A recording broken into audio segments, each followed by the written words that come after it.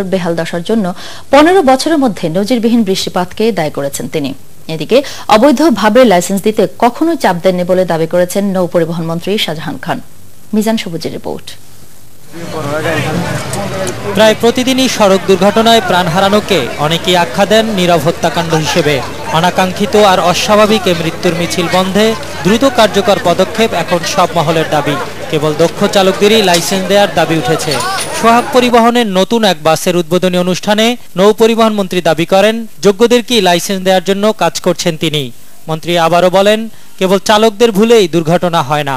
অবৈধভাবে লাইসেন্স প্রদানে হস্তক্ষেপ করার অভিযোগ উড়িয়ে দেন তিনি।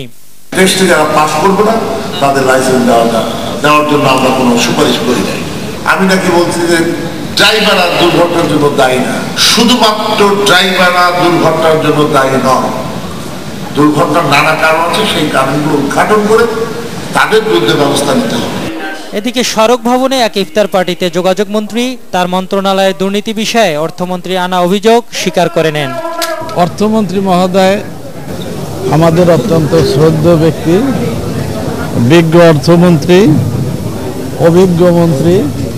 তিনি যা বলেন সেইটাই সঠিক, আর আমরা যা বলি সেটা বাস্তবতার ভিত্তিতে বলেছি। বিগত 15 বছরে বাংলাদেশে এবছর যে পরিমাণ বৃষ্টি হয়েছে, রাস্তা পানির নিচে চলে গেছে, এরকম বিগত 15 বছরে হয়নি।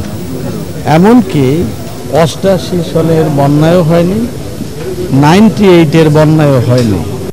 নৌ ও যোগাযোগ দুই মন্ত্রী ঈদের আগেই মহাসড়কগুলো সংস্কারের কাজ শেষ করার আশ্বাস দেন।